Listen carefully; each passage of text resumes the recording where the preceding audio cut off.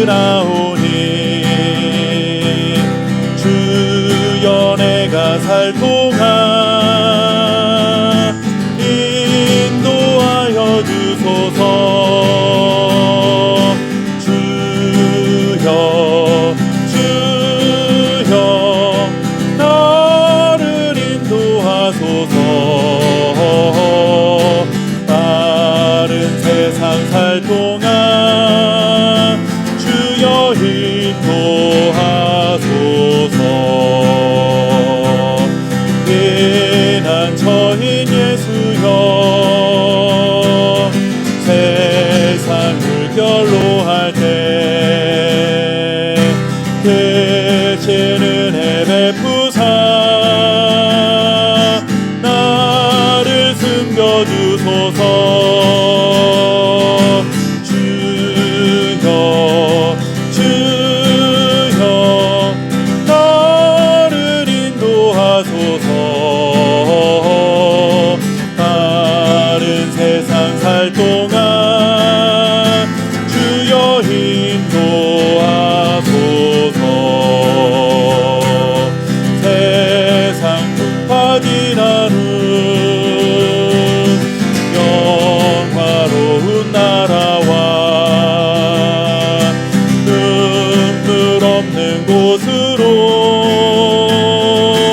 들어가게 하소서.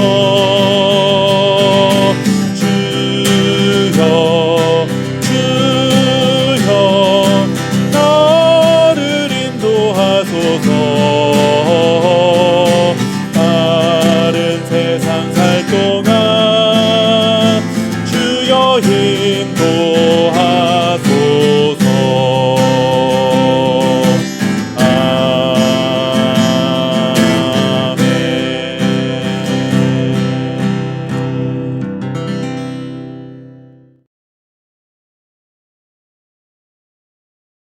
여호와의 사자가 기드온에게 나타나 이르되 큰 용사여 여호와께서 너와 함께 계시도다 하매 기드온이 그에게 대답하되 오나의 주여 여호와께서 우리와 함께 계시면 어찌하여 이 모든 일이 우리에게 일어났나이까.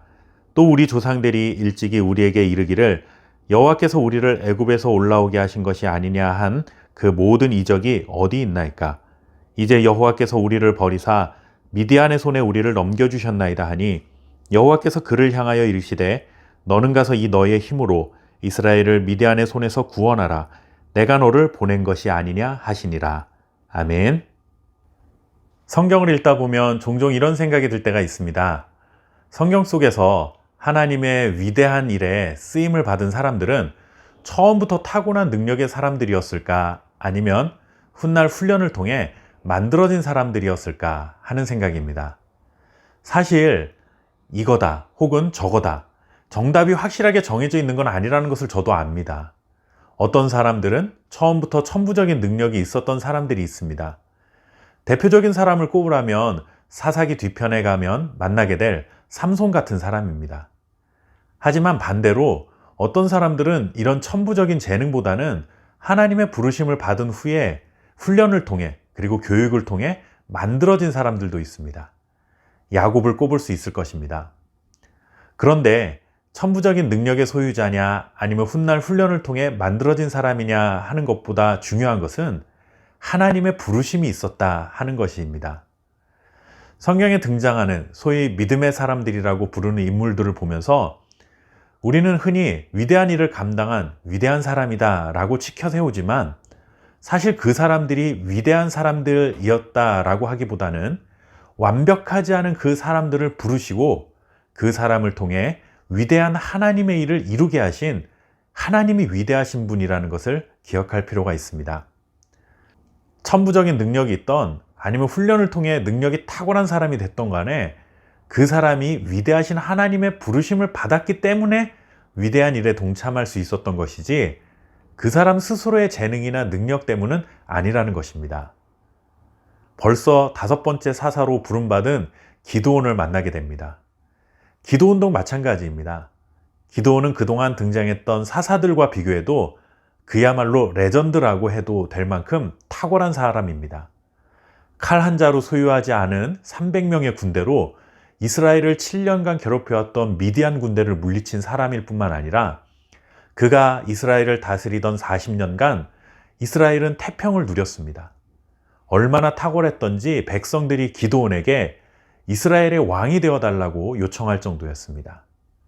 내일이면 우리 대한민국의 20대 대통령을 선출하는 날인데 국민들이 제발 우리의 대통령이 되어주십시오 라고 요청할 만큼 훌륭한 대통령 후보가 우리에게 있는가 하는 부러운 마음이 들기도 합니다.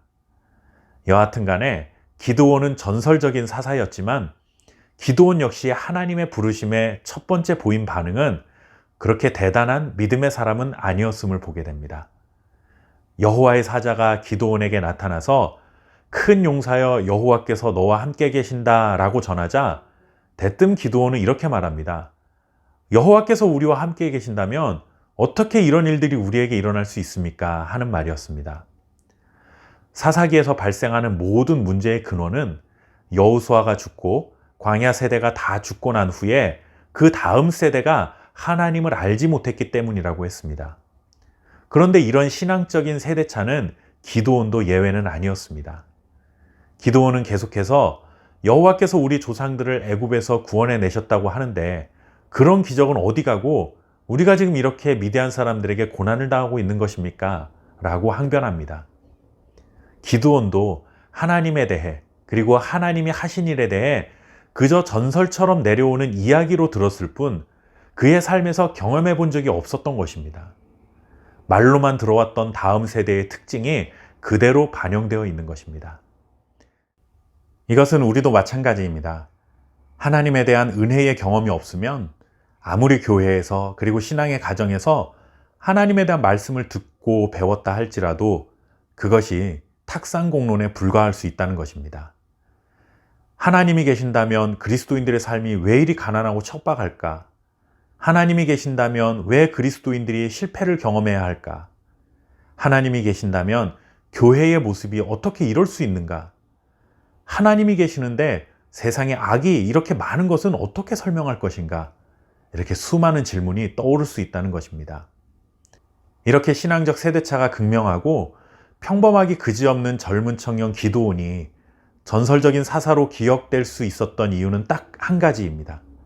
하나님의 부르심이 있었고 그에게 하나님이 주신 사명이 있었기 때문입니다. 여기서 우리는 한 가지 중요한 사실을 기억해야 합니다.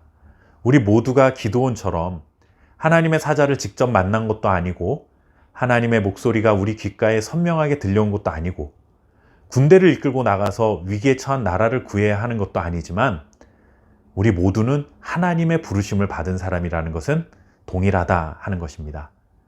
내가 타고난 능력이 얼마나 많은 사람인가, 배운 것이 얼마나 많은 사람인가, 얼마나 훈련을 잘 받은 사람인가 하는 것을 무시할 수는 없는 것이지만 그것보다 훨씬 더 중요한 것은 하나님께서 나를 어떤 자리로 부르셨는지를 분별하는 것이고 하나님의 부르심의 자리에서 묵묵히 최선을 다하게 되면 하나님의 위대한 일을 이루시는 일에 부족한 나를 사용해 주신다 하는 것입니다. 위대한 사람이 되려 하지 마시고 위대한 하나님의 부르심에 순종하는 자가 되기를 바랍니다. 감사합니다.